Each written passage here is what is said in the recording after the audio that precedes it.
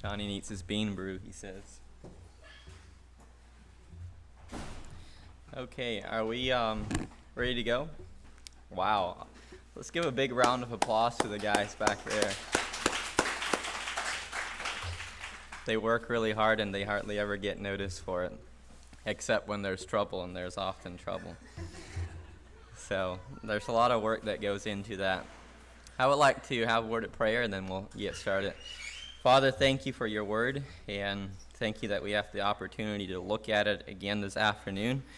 I pray, Lord, that you will give me the right words to say and fill me with your spirit and help all of us to understand what it is that you're trying to communicate in the Bible. Help us to have a good, solid view of what the Bible is teaching us. Help everybody to stay alert and keep us all on the same page. In Jesus' name, amen. How many of you have seen the last two episodes? Okay, most of you.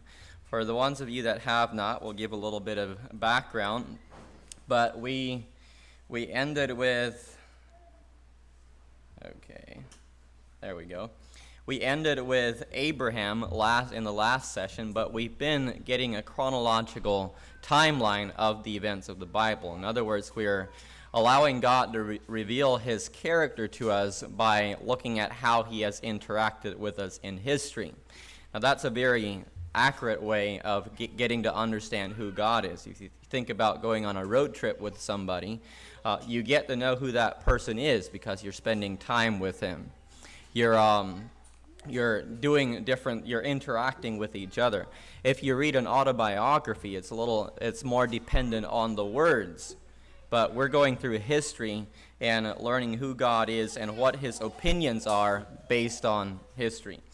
So in the last lesson, we talked about Abraham, and we ended with God making a covenant with him that included God bringing him into a piece of land at a very strategic place on the earth. And what is God doing with starting a new nation in this piece of real estate? Well, God is actually establishing a beachhead inside enemy territory. You see, the earth has come under the influence and under the dominion of God's enemy, of Satan. How did that happen? That happened when the former prince of this earth, Adam, handed over the keys to the kingdom to Satan when he disobeyed God and obeyed Satan. So the earth is now under enemy influence, and God is working throughout the story of the Bible to bring it back. And so he is setting up a beachhead in enemy territory here by bringing Abraham into this land and giving him a piece of property. So God's original goal remains his ultimate goal. That is for the earth to be ruled by a righteous race of people. Not of angels. The Bible says, not unto angels has he subjected the world to come. Rather, of a righteous human race. Now that's going to be his ultimate goal, and that's what he's working towards. Now the Bible is a book of war. We've already seen that. It began with Satan rising against God, and in time it included man. So it started out with being between good and evil, between God and Satan, and then it came to include Adam and Eve and the whole human race. And ironically, God is going to use a man to win the war that began before man ever got here. That's pretty incredible to think about. That the war in which we had no part in its beginning is going to include us, and in fact, a man is going to win that war. That's what we're working towards. We end it with God declaring Abraham to be righteous. Why? Can somebody tell me why God called Abraham righteous? What did Abraham do? What did he believe? Okay, what exactly did he have faith in? What did he believe? That he would have a son. He did not believe that he would be righteous if he believed. He simply believed that he would have a son. And when God saw that he believed, he gave him a gift that he had not promised before, gave him a gift of righteousness. So is God biased on what he wants from man? Does he have a preference?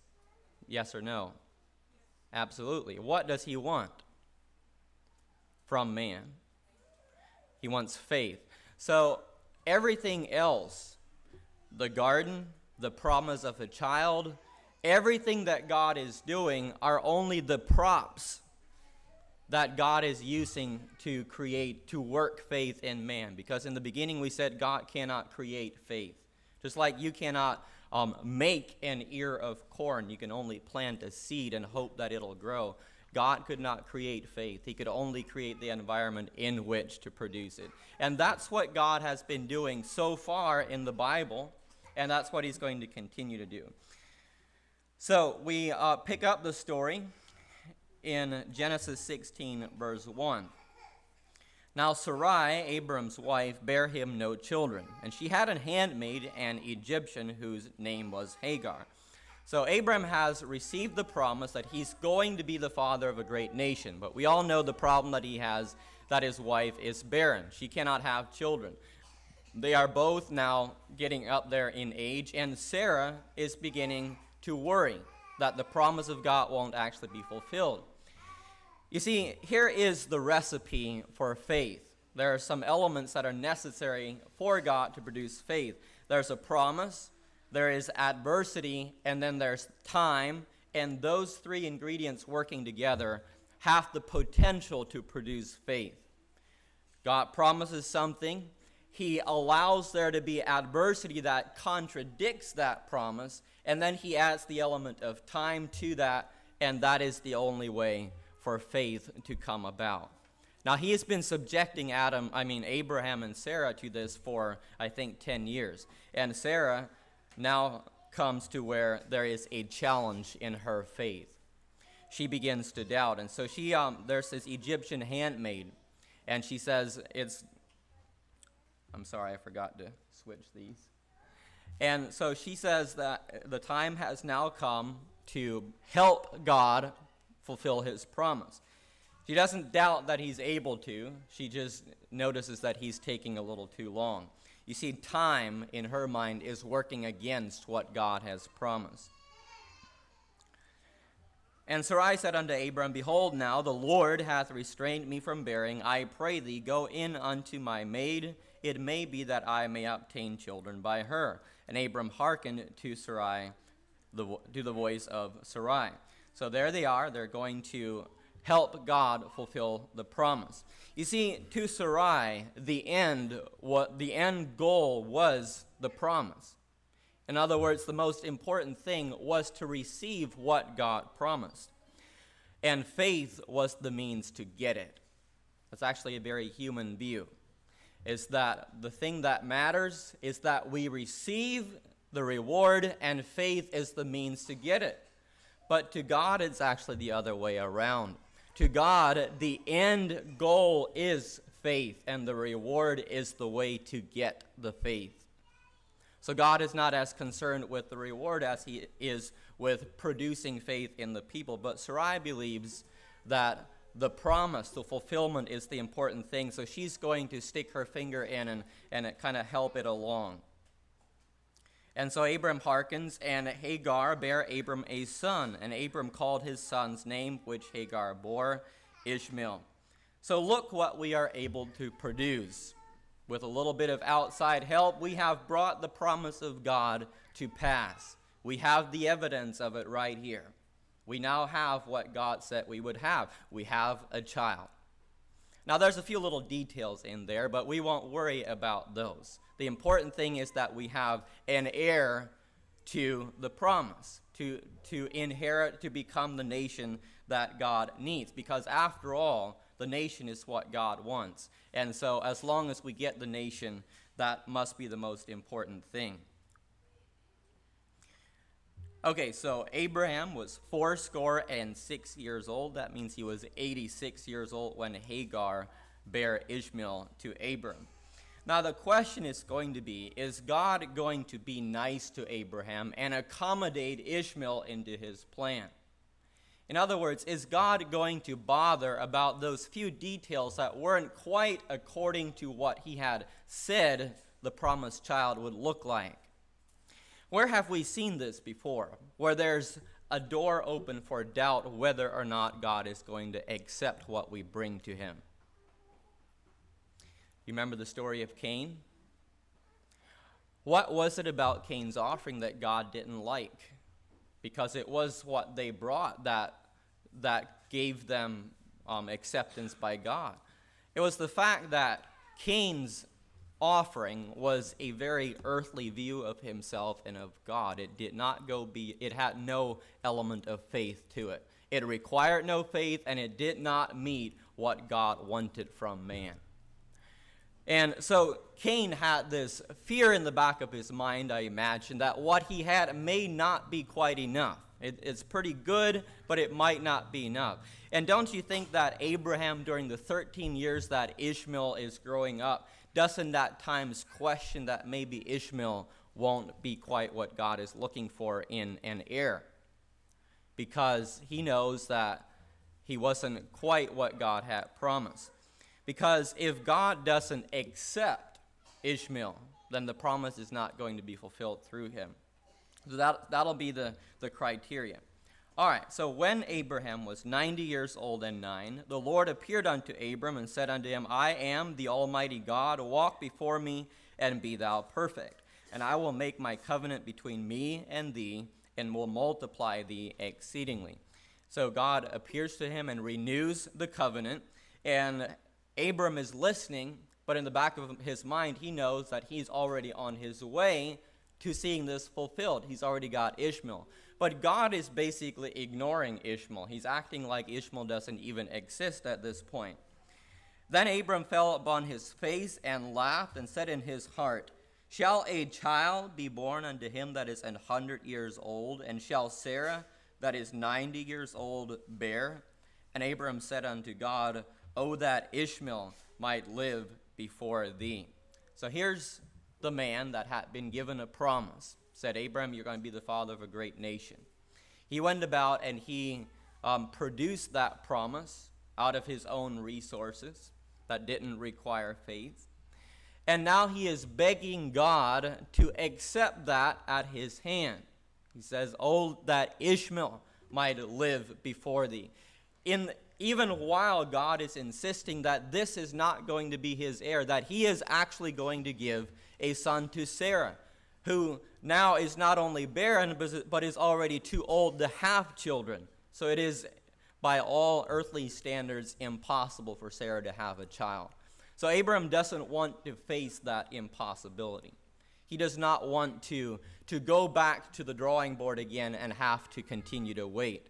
So he says, God, can't you please just be a little bit more accommodating in here and just let Ishmael, can't you just work him into your plan here? Can't you just make a nation through him? Let's see if God accepts. And God said, Sarah, thy wife shall bear thee a son indeed, and thou shalt call his name Isaac. And I will establish my covenant with him for an everlasting covenant, and with his seed after him. So we see that God will not accommodate what man produces and brings to him. God is picky. He wants a miracle. He wants something that requires faith, something that causes man to step outside of his own resources. And he rejects what Abram was able to offer to him. And he says, no, Sarah is going to have a son. Abraham says, but that's impossible. God says, not with me. All things are possible with me. And so God's original intent remains the same, that barren Sarah will have a son. Time does not change anything here. What God has determined is going to pass. Now you notice that God is not concerned with time. It seems like he doesn't have a clock on his wall and he doesn't hear it ticking. He's not bothered by the passing of time. Instead, what he determines within himself is the only thing that matters. It's the only criteria by which he operates. And about a year later, the Lord visited Sarah as he had said, and the Lord did unto Sarah as he had spoken.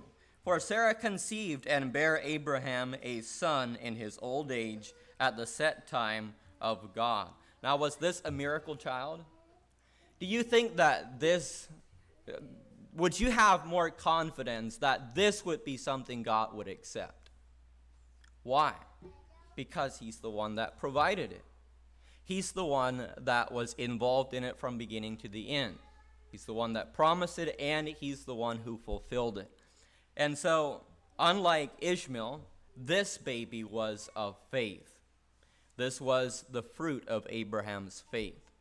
And this was the one that God would work through to begin this new nation that he would establish in the land.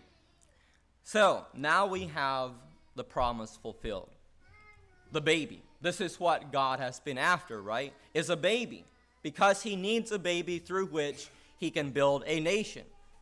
Surely that's the ultimate goal.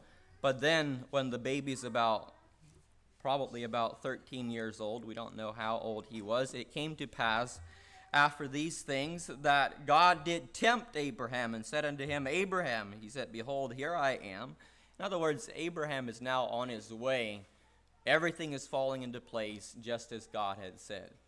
And then God uncomfortably comes back and approaches Abraham again and kind of to see if he's still the same Abraham that he was before. So he says, Abraham. Abraham says, here I am. Same attitude as before. He said, take now thy son, thine only son Isaac, whom thou lovest, and get thee into the land of Moriah, and offer him there for a burnt offering upon one of the mountains which I shall tell thee of. So remember that Abraham had overcome the obstacle of barrenness and of time, and had now received the promise. But now, it looks like God is going to take that away from him. Why would God do that? Isn't this what he was working towards? No. The baby, the boy, is not what God was working towards. Even the nation is not the ultimate thing that God is working towards. What's God working towards? Faith. He's working faith in Abraham because he wants a faithful man to be the father of his nation. And the only way to produce faith is to give a promise and then give adversity to that promise. There's no other way to produce faith. Now, God apparently thought it was important, it must have been important to him to see whether or not Abraham still had that kind of faith that he had before. Abraham rose up early in the morning and saddled his ass and took 2 of his young men with him and Isaac his son, and clave the wood for the burnt offering, and rose up and went unto the place of which God had told him. Unfortunately, some of the text is not on the slides here anymore. It's because we're working with different operating systems. But can somebody tell me whether or not Abraham still had faith? Yes or no? How do we know that? He obeyed. Did the obedience produce his faith? Did the faith produce the obedience? So the only way we know that somebody has faith is when they actually act upon what they say they believe, and they actually obey. Otherwise, it cannot be said that they have believed. Because if that's the whole test right here, is to see if Abraham still believes, and the only way to see is to see if he'll obey. And Isaac, so off they go. They have to travel 3 days to get to where they're going. Interesting that they have to go to another location. That in itself has meaning. Isaac spake unto Abraham his father as they were going along, climbing up the hill, and he said, My father, and he said, Here I am, my son. He said, Behold, the fire and the wood, but where is the lamb for a burnt offering? You see, Isaac, to this point, has been educated in the details of animal sacrifice. Abraham would have made sure of that. He's been there multiple times when they went and they got a lamb from the herd. They took it to an altar. They brought wood and they brought fire, and then they killed that sacrifice. Abraham had told Isaac, we're going to go to this mountain in order to offer a sacrifice. So they're walking along, and this bright young mind is kind of checking off the items on the list. And he says, okay, we got fire, check, wood, check. We're probably going to make an altar, but where is the sacrifice? And Abraham says, My son, God will provide himself a lamb for a burnt offering. And so they went, both of them together. Now, does it look to you like Abraham is doubting God's original promise to establish the nation on Isaac? Is he doubting that? No, he's not doubting that. Even in the face of apparent opposing circumstances, he's not doubting that. But he's still obeying. And that's why God has such a special place in his heart for Abraham. It's because he never ceases to believe and he obeys. Now, let's point something else out in the text here. Who is the lamb for? It's for God. In other words, he says that God is able to provide himself a lamb for the sacrifice. So keep that in mind as we go through the stories. Because when there is a sacrifice, it's not for man. It's not to accommodate us. It is to accommodate God. It is to somehow equal out, to somehow balance out something in the nature of God concerning man. And Abraham stretched forth his hand and took the knife to slay his son. Now, is Abraham going to follow through with it? In other words, it looks like he is. And God is allowing him to go all the way up to the point of something that looks totally heathen and totally ungodly, to sacrifice your son on an altar. And Abraham just is believing God the whole time. He's going to follow through with it. And the angel of the Lord called unto him out of heaven and said, Abraham, Abraham. He said, Here am I. That's the second time Abraham has said, I'm here, when God has spoken to him in this scenario. He was probably pretty excited to hear God speaking here. He said, Lay not thine hand upon the lad, neither do thou anything unto him, for now I know that thou fearest God, seeing thou hast not withheld thine only son from me. Now, he says, now I know. Did God not know before this? Did God have to subject Abraham to this process to see whether or not his faith was still there? Apparently, God needed to do this. It was important to him.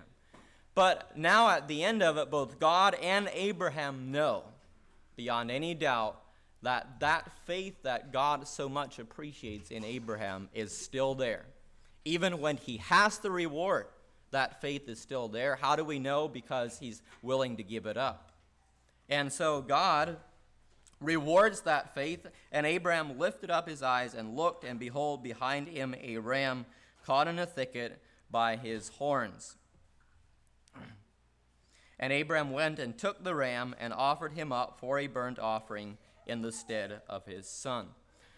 So notice the pattern that we've already seen in history. Even though there is a divine decree that says sin must be followed by death, in other words, God has declared that there is to be a death.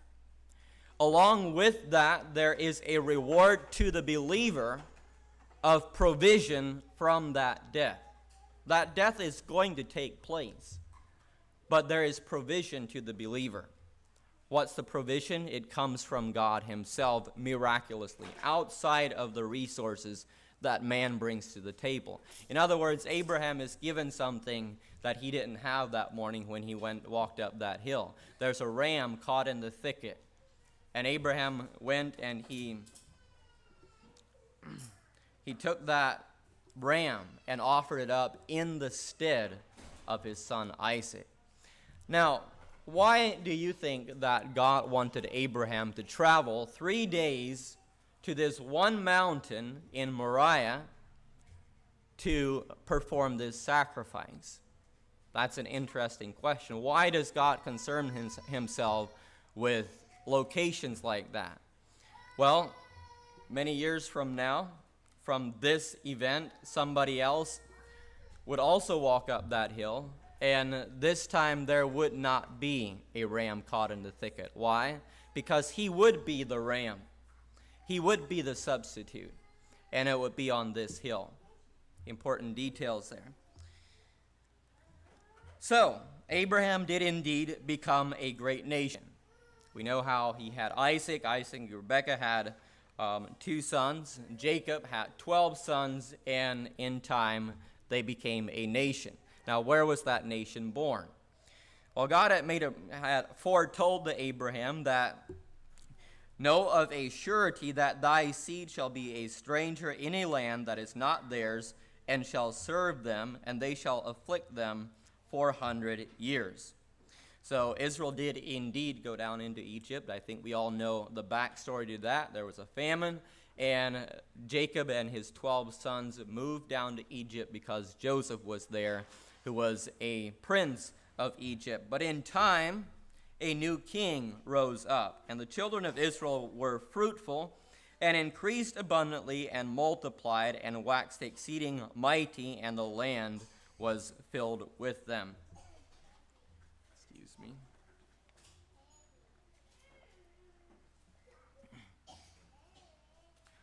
Now, let's keep in mind that there is an overarching theme to the whole story of the Bible. Can somebody tell me what the theme of the Bible is?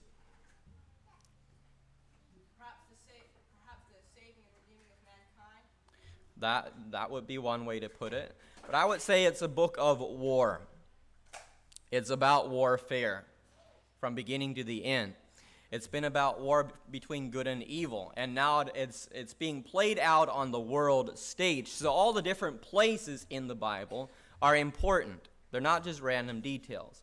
And so when Jacob takes his family down to Egypt, there's going to be a reason for it in the story, just so we pay attention to those details. Now, think about a game of chess. You have 2 people playing chess. One makes a move, the opponent is watching his move, and then he makes his own to offset it. In the end, there can be only one winner. Good and evil are at war with each other, and it's like they're playing chess. Who are the persons, the personages behind good and evil? It's God and Satan. But who are their chess pieces? It's the human race. You see, God and Satan are playing out the war between good and evil on the earth, and God makes a move, Satan makes a counter move. All right? So let's keep that in mind. So the audacity is that God's people are multiplying themselves in a land, in a kingdom, an established regime that has Satan at the center of it.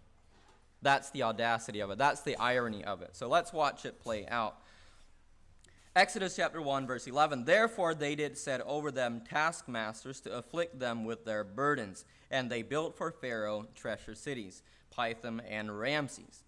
And so you see God bringing his people into Egypt until they multiply. And at some point, Satan, through Pharaoh, becomes nervous about this overabundance, this growing population of Jews, of Hebrews. And he feels threatened by them. And so he's going to act on it. He's going to try to fight against it. And so he brings them into slavery. Why? So that they don't become too great of a force. But it says that they made their lives bitter with hard bondage in mortar and in brick and in all manner of service in the field. All their service wherein they made them serve was with rigor. However, the oppression only worked against them. It says that the more they made them serve, the more and mightier they grew. So Satan has a problem on his hand. From the beginning, the Jewish nation was a thorn in his side. It was something that just kept causing him problems, and he couldn't overcome it. And Pharaoh charged all his people, saying, every son that is born ye shall cast into the river, and every daughter ye shall save alive. Why is Pharaoh so anxious to get the upper hand of this people? Is it just Pharaoh, or is there some other power behind him? You see, the devil is concerned here, and he especially hates babies. You see, he's targeting babies now. Why would he do that? Do you know that babies are have the most remaining similitude of what God made us to be in the beginning. They are the least marred by the marks of Satan. And wouldn't it make sense that he feels threatened by them? Why? Because they represent what God meant man to be in the beginning. And so Pharaoh commands that the babies of the Jews be thrown into the Nile. There they were eaten alive by crocodiles. And there went a man of the house of Levi, and took to wife a daughter of Levi. And the woman conceived and bare a son. And when she saw him that he was a goodly child, she hid him for 3 months. So here's God's move. It's a little baby boy born to a poor man and a woman who are slaves. And this boy is going to be the man that he works with. And when she could not longer hide him, she took for him an ark of bulrushes and daubed it with slime and with pitch and put the child therein. And she laid it in the flags by the river's edge. Now, where have we seen an ark save somebody's life before? God kind of mixes some irony in the story here. A little basket covered with pitch on the inside and on the out, and puts him in the water representing death. There's crocodiles everywhere. What's going to happen if that baby falls out of the ark? It's going to die. So God is kind of teaching us how to think here, teaching us what it takes to save somebody's life. Just those details along the way. And the child grew. Now we know how the daughter of Pharaoh found him and took him into the palace, and there Moses, as she calls him, is raised in the palace. She brought him unto Pharaoh's daughter. He became her son, and she called his name Moses, and she said, because I drew him out of the water. So notice the irony of this. God has a secret agent inside the palace of the enemy, behind enemy lines. And he's growing up, as the Bible says, learned in all the ways of Egypt. He knows all their secrets. Now, he doesn't know yet who he is as far as his role will be in delivering the people.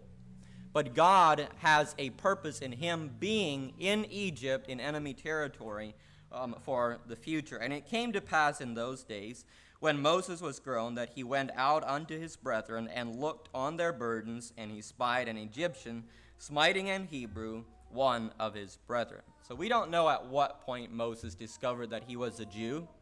I tend to think that he knew from a child, but one day he went out into the area where the slaves were working. He wanted to see his brothers. While he was there watching their labor, he saw an Egyptian smiting an Hebrew, and Moses said, all right, God has promised that he would bring his people out of slavery.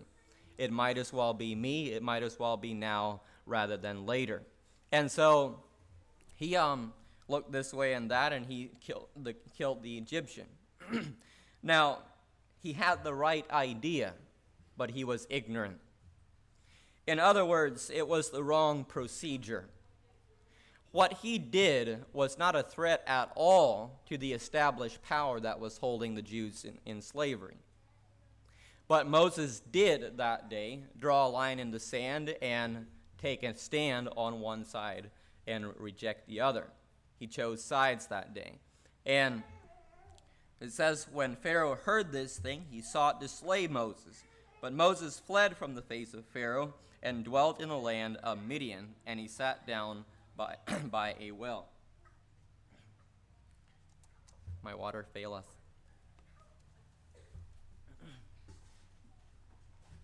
Now,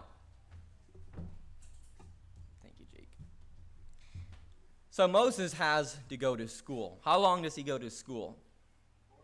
40 years. Has God forgotten about the people during this time? Why is he wasting or using up all of this time working with a man out in the wilderness? He's training him. You see, before Moses can be a deliverer, he has to be a man. The deliverer, the man must equal the task. If the man does not equal the task, he will not succeed. God makes the man, makes the man what he wants him to be. And then he commissions him. So for 40 years, he's out there herding sheep. But then the time comes. The Lord said, I have surely seen the affliction of my people which are in Egypt, and have heard their cry by reason of their taskmasters, for I know their sorrows. So God has not forgotten his promise to deliver his people. It's just that the right time had to come. Now, watch carefully, though, how he does this, because how God is going to deliver the Jews is going to be his preferred style of operation. So notice the scenario here. Where is Moses at this time? Is he anywhere near the slaves where the problem is taking place? He's far, far away. And is Moses a slave at this point? Moses is not a slave. So why is God dealing with a man who's not even near the situation and is not even a slave himself? You see, he's commissioning the duty, he's commissioning the mission of Operation Rescue the Jews to one man whom he has been working with for 40 years now. He has made the man, now he's going to give him the mission. And so he says, Moses, I want you. He says, come now, therefore, and I will send thee unto Pharaoh, that thou mayest bring forth my people, the children of Israel, out of Egypt. Now, do you think that the slaves in Egypt even knew this was going on? So before they are even aware that God has heard their cries, God is already working with a man that he can work with and making a deal with him to set them free. Why did God not just march into Egypt and go up to each individual slave and say, hey, I've come to set you free, let's get out of here? For some reason, he preferred not to do it that way. Instead, he works with one man on behalf of all. And he said, he's still talking to Moses, I will stretch out my hand and smite Egypt with all my wonders, which I will do in the midst thereof, and after that he will let you go. You see, Pharaoh had become well entrenched in his power. Pharaoh was a miniature replica of Satan himself. He was proud and he had a throne. And that was the context in which he exercised his authority over God's people. And God is going to have to somehow deal with Pharaoh if he's going to release his people. There's going to have to be a standoff. Now, how is God going to do that? Is God going to directly confront Pharaoh? Why does there have to be a man in the middle? Why does God need Moses? In other words, every single time when Pharaoh and his empire sees the power of God displayed, Moses is right in the middle of it. The man that they're working with is Moses. He's the one that marches in and says, hey, God says, let my people go. It's like God and Moses are on the same page here, that Moses has as much authority as God does when he's standing in front of Pharaoh here. And it's really interesting. And he says, and thou shalt say unto Pharaoh, thus saith the Lord, Israel is my son, even my firstborn. And I say unto thee, let my son go, that he may serve me. And if thou refuse to let him go, behold, I will slay thy son, even thy firstborn. So, Israel is God's son. How is Israel God's son? It was through Abraham, right? Does the fact that they're in captivity change the fact that they are God's people? God says they're still my son. And he's going to take them back. See, somehow, somewhere, some way they have entered into captivity. They've served a foreign power for years, and now God is going to take them back. So he says, let my son go. Now, there's not going to be any negotiation. He gives an ultimatum, says, I'm here to take my people back, let them go, or I will kill your firstborn. Now, time is going to tell whether or not God can actually pack the punch behind his words. But he is giving Pharaoh the terms. In other words, he is coming against the power that is holding his people in captivity. But who's he doing it through? Not through an angel. He's not just marching him himself. Moses is the one that brings the message. Why is this important? Who is this Moses, and what about him that makes him the right man for the job? Well, was Moses a Jew? Moses was a Jew. That means he had access to his people, right? He could go out into the slave pits and he could identify with them. They knew that he was one of them. Was Moses an Egyptian? He had dual citizenship, if you will. He had access into the royal palace where one goes to make negotiations, and therefore he was the right man for the job. Could any of the other slaves have just marched into the palace and demanded to be let go? You see, God and the Jews needed a man with the right standing, with the right position in life. All right, so after the 10 plagues, it reaches a climax in which God finally says, all right, the time has come. Pharaoh is finally going to let the people go. And so Moses gathers all the elders of Israel together and says, thus saith the Lord, about midnight will I go out into the midst of Egypt, and all the firstborn in the land of Egypt shall die, from the firstborn of Pharaoh that sitteth upon the throne, even unto the firstborn of the maidservant that is behind. Let me look at my notes so I know what it's saying here. That is behind the mill, and all the firstborn of beasts. So man and beast, the firstborn, are going to die. So what is going to be the thing that finally causes Pharaoh to release the people? It's going to be death. In other words, God has put on a great show of power so far, but it hasn't been enough to cause Pharaoh to let them go. You see, most of the time, we don't see God working dramatically. We see him working behind the scenes. But when the time comes, when the time is right, he is certainly able to use power, and he does. But he uses his wisdom the whole time to know when to use power and when to work behind the scenes. He's been working behind the scenes for 400 years now. And now he's pulled out all the stops, one right after another, 10 plagues, and finally there's going to be one last one, and Pharaoh is going to yield. You see, Pharaoh's up against somebody that's much greater than Moses. He's up against the Creator. This is a war that has been going on from way back before Moses and Pharaoh ever arrived on the scene. It's a war between two different powers. So God says to Moses, speak ye unto all the congregation of Israel, saying, in the 10th day of this month they shall take to them every man a lamb, according to the house of their fathers, a lamb for one house.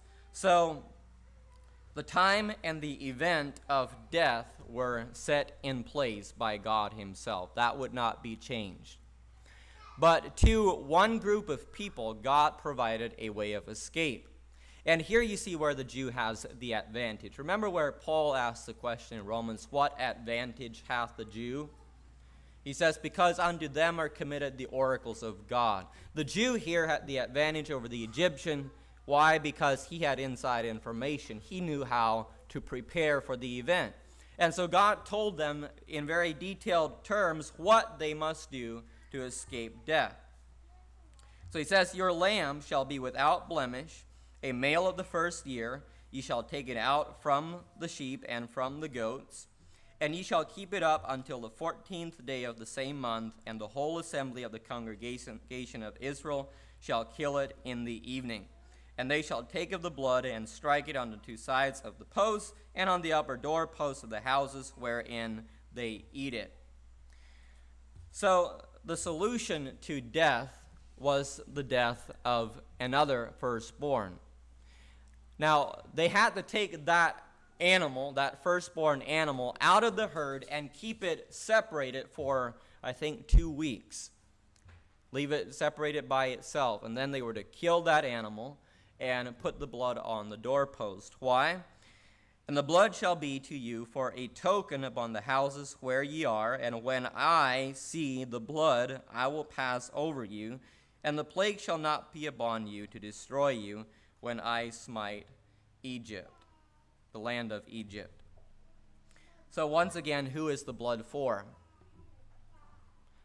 When God sees the blood, he will pass over it. So imagine you were inside that house, and you heard the screams coming down the street as that invisible power, that invisible angel walks into the house and just snuffs out the breath of the firstborn. The cries keep getting closer, and you hear a rustling at the door, and you're shaking in your shoes. But you know that there's blood on the door. Now, what gives you confidence in that moment? Why do you rest in the fact that there is blood on the door? Maybe it has something to do with the fact that that's what God asked. In other words, is God biased when it comes to what we give as the solution to death? There's apparently something very specific that God wants from the sinner that gives him an excuse to not die. And they had to follow the instructions carefully. Only the people, only the believers, once again, escape death. So there's faith and there's sacrifice, and those two work together for salvation from death. And it came to pass that at midnight the Lord smote all the firstborn in the land of Egypt, from the firstborn of Pharaoh that sat on his throne unto the firstborn of the captive that was in the dungeon. So God has delivered on his promise. This is the final straw. When the time came to show power, God showed power. And the effect is that Pharaoh called for Moses and Aaron by night and said, Arise up, get you forth from among my people, both ye and the children of Israel, and go. Serve the Lord as ye have said. Take also your flocks and your herds as ye have said, and be gone. And he said, Bless me also. Can you imagine the rage of Satan here? That his agent is asking the agent of God to bless him quickly and be gone. In other words, Satan has this huge show of power in Egypt. Idolatry, I don't know how many hundreds of gods. And the most powerful army one of the most powerful army on the earth at that time. And here is the head over all of that, bowing down to a Jewish shepherd and asking him to bless him. Isn't that incredible? But there was only one man who had to be qualified in order to have that standoff. Once again, there's not just any Jew that is marching in there and having that standoff with Pharaoh.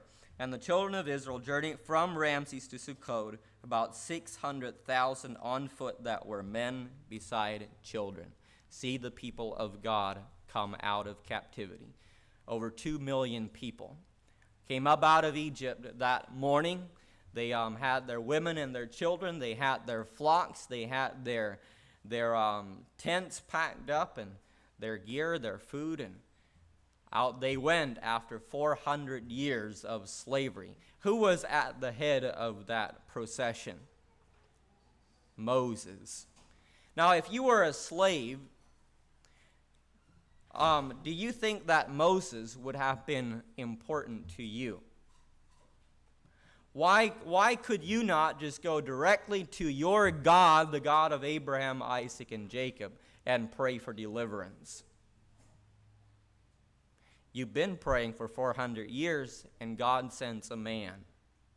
And every single thing that the God of Abraham wants for you, a slave, is tied up with one man. He does not give you any more than what he gives in Moses, and not any less. So that's going to be important to remember. And the Lord hardened the heart of Pharaoh, the king of Egypt, and he pursued after the children of Israel. And the children of Israel went out with an high hand. I would have probably been a little high-handed too, after seeing the 10 plagues of Egypt and then marching out right under the noses of Egypt with their silver and their gold. It was a moment of victory. It was something to celebrate. And they went out, but then Pharaoh changed his mind. Why had he let the people go? And when Pharaoh drew nigh, the children of Israel lifted up their eyes, and behold, the Egyptians marched after them, and they were sore afraid. And the children of Israel cried unto the Lord. Now their enemy was not going to let them go easily. They had been too long under his power. They couldn't shake him. He wouldn't leave. And here he was again in greater power than ever before. And somehow, God, having already brought them out of Egypt, is still going to have to destroy his army, because that's the one thing he still has, is his soldiers, his chariots. He's still on the throne. And so God is going to have to save them once more. And Moses said unto the people, Fear ye not, stand still.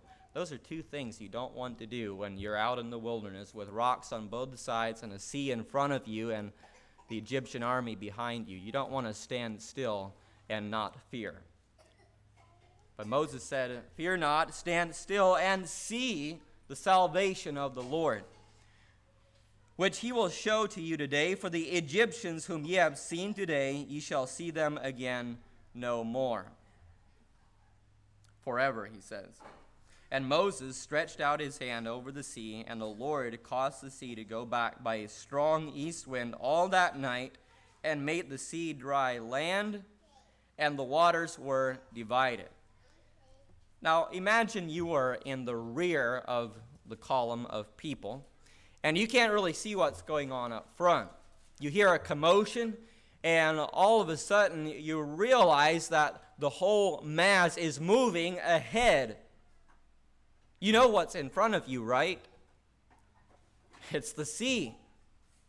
It's nothing but water ahead. There's nowhere to go off to the sides, but the whole throng is moving ahead. As you get nearer, you see a highway right through the middle of the sea. And what do you see standing on a rock right to your left as you march down into that sea? It's a man with a wooden staff holding it up. And you realize that this man must be pretty important to you. In other words, you're going to go with what he says from now on. So you get to the other side, and you look behind you, and you realize that what was your highway to life now was also a highway to your enemy. He's still not going to leave you. And so the children of Israel went into the midst of the sea on dry ground, and the Egyptians pursued and went in after them to the midst of the sea, even of all Pharaoh's horses and his chariots. And Moses stretched forth his hand over the sea, and the sea returned to his strength when the morning appeared, and the Egyptians fled against it, and the Lord overthrew the Egyptians in the midst of the sea. And the waters returned and covered the chariots and the horsemen and all the host of Pharaoh that came into the sea after him. There remained not so much as one of them. So when God had promised that they would not see any of the Egyptians again, he was prepared to back up his words. Now, this was an act of war. This is what you do when you lead somebody into an ambush. Satan, in his blind hatred, in his lust to kill, went one step too far and stepped into his own death. Pharaoh did that day. His army did. And so the same thing, the same highway that led the Jews to safety was the death of the army that was pursuing them. They never saw them again. Now the Bible says that when they saw the dead bodies and the dead horses and the chariots floating in the water, they greatly feared the Lord, and they believed Moses. Isn't it interesting that at that point is when they actually began to believe Moses? When God finally once and for all defeated their enemies. And now they're about to go out into the wilderness.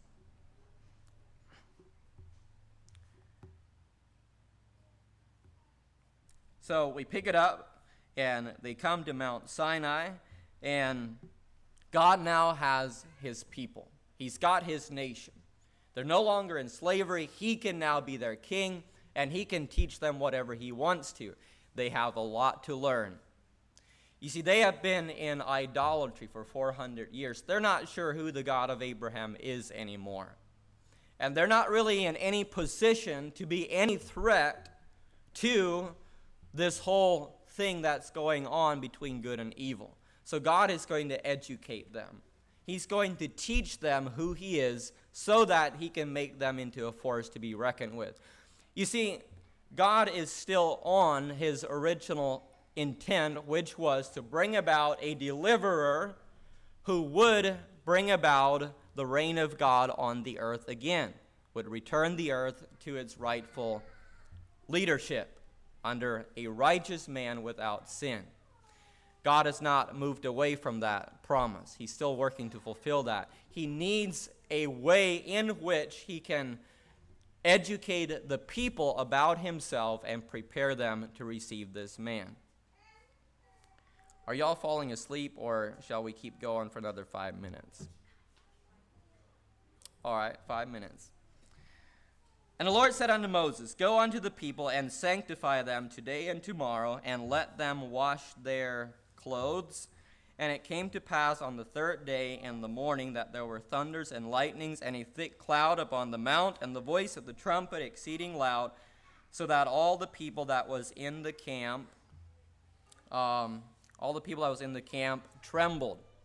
So there's this incredible show of power, and God spake all these words, saying, I am the Lord thy God, which have brought thee out of the land of Egypt, out of the house of bondage. Now, here is where God is going to give an advantage to the Jew. Remember, like we said, the advantage of the Jew is that he has the oracles of God. So God is going to equip Moses and Israel with knowledge about himself. Now, we'll see how this plays out in history, but here's what he's doing. He's giving them his own words. He's sharing his opinions with them. He wants them to know who he is and what he thinks. Here's what God thinks. He says, Have no other gods before me. He says, Do not make or worship idols. Do not take God's name in vain. Keep the Sabbath holy, and honor your father and your mother. Do not murder. Do not commit adultery. Do not steal. Do not bear false witness against your neighbor, and do not covet what belongs to another, to your neighbor. Now, those are 10 items on paper that bring us as close as possible on paper what God's opinion is about things on the earth. Now, this is a standard by which God is going to give man a measuring tape that he can use to judge what God thinks on the earth in relation to man's actions. Now, these are just the bare minimum. These are just 10 negatives of a great existence of morality that exists out of the being of God's own heart. Now, if you fall short in any one of these 10, you have certainly fallen short of God's opinion of what is right and wrong. Now, the point is not to give us an exact representation of everything that God is. That's not the point of this list. The list says that this is the bare minimum of you to be on the right side of God. You see, God has an opinion. He is biased. God stands for something. God is not careless when it comes to right and wrong. You see, there are already two camps. There are already two sides to this battle. And if you're going to join God's side, then this is the standard that you must live by. And so this is what he teaches to the people. And Moses came and called for the elders of the people, and laid before their faces all these words which the Lord commanded him. And all the people answered together and said, All that the Lord has spoken, we will do. And Moses returned the words of the people unto the Lord. You notice what Moses is doing here? He's acting as a go-between, as a mediator.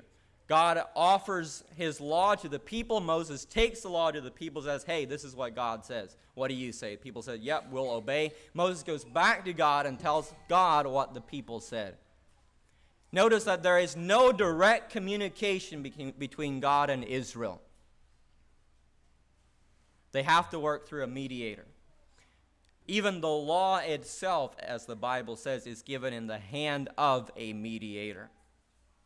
Now, the people make an agreement with God that day. What's the agreement? That they would do all that God said. So they bound themselves under a covenant that day, that they would keep that list, that they would live up to it. And Moses took the book of the covenant, so he wrote that covenant in a book. Now, that's not just any old book that he wrote. That was the book on which the new nation was founded. That was the constitution of the Israeli nation, the Jewish nation, were laws given by God himself. Has there ever been a nation like that before, whose constitution is written by God himself? And so he read the book of the covenant, in other words, the articles of the laws of the kingdom, to the people. And they said again, all that the Lord has said, we will do and be obedient. They said, we're going to be obedient. And Moses took the blood. Where did this blood come from? Well, he killed 2 animals, and he put the blood in a basin, or maybe he killed 1 animal. And 1/2 of the blood he sprinkled on the altar that he had killed the animal on. Then he took the other half of the blood, and he sprinkled it on the people and said, Behold, the blood of the covenant which the Lord hath made with you concerning all these words. Have you ever read in the storybooks when people make a pact together? They poke their fingers and they squirt out a little bit of blood, and then they both put it on their signatures.